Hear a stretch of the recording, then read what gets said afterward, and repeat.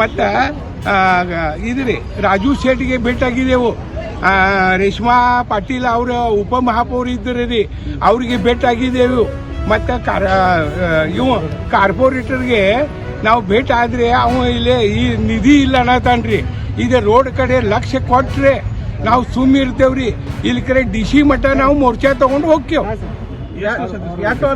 ಇದು 3 ವರ್ಷ ಇವತ್ತು 3 ವರ್ಷ ಆತ್ರಿ. ಹಡ್ಡು ಹೋಗಿದಾರ, ರಿಪೇರಿ ಏನೂ ಮಾಡಿಲ್ಲ. ಇದ ಬಡ್ಡೆ ಮಾಡತ್ತೇವ್ರಿ. ರೋಡ್ ಅದ ರಸ್ತೆ ಮಾಡಿಲ್ಲ ಅಂತ ಹಡ್ಡು ಬಿಟ್ಟಿದಾರು. 3 ವರ್ಷ ಪೂರ್ತ ಆತ್ರಿ. ಇವ್ರಿ ಏನೂ ಈ ಕಡೆ ಹಡ್ಡಿದಾರು. ಎಲ್ಲಾ ಮಂದಿಗೆ ಭೇಟಿ ಆಗಿದ್ದೇವ್ರಿ. ಕಾರ್ಪೊರೇಷನ್ಗೆ ಮೋರ್ಚಾ ತಗೊಂಡು ಹೋಗಿದ್ದೇವು, ಆದ್ರೆ ಸುಧಾ ಮಾಡಿಲ್ಲ. ಮೊನ್ನೆ ರಾಜು ಶೆಟ್ಟಿಗೆ ಭೇಟಿ ಆಗಿದ್ದೇವು. ಅವು ಇದು ದಾಟ್ ತಗೊಳಕ್ ತಯಾರಿಲ್ರಿ. ಈಗ ಜರ 15 ದಿವಸ ಒಳಗ ಇದು ರಸ್ತೆ ಮಾಡ್ಲಿಲ್ಲ ಅಂದ್ರೆ ನಾವು DC ಮಠ ಮೋರ್ಚಾ ತಗೊಂಡು ಹೋಗವ್ರ.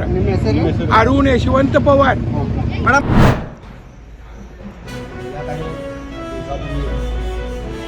समाज जळगाव आणि आचारी गल्लीतील नागरिकांचा त्या ठिकाणी भवन बांधायच्या संदर्भात वाद निर्माण झाला होता.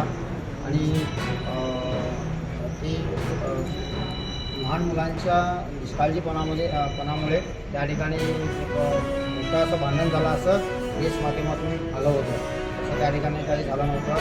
आणि आज या ठिकाणी आम्ही दोघंही मिळून हिंदू घाटी समाज आणि गणाचारी गल्लीतील सर्व नागरिक यांची प्रमुखांची काल बैठक झाली. आणि त्या बैठकीमध्ये त्या ठिकाणी जे महानगरपालिकेनं भवन बांधायचं त्या ठिकाणी आयोजन केलं आहे, नियोजन केलं आहे. तरी भवन बांधण्यासाठी हिंदू घाटी समाजाचं काहीही त्या ठिकाणी ऑब्जेक्शन नाही असं त्या ठिकाणी त्यांनी महानगरपालिकेला आपल्या पत्रकाद्वारे दिलेलं आहे.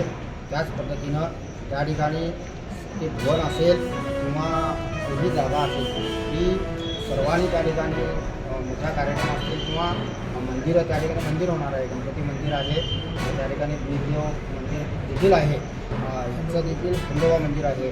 तर ह्या मंदिर देखील सर्वांना खुलं आहे.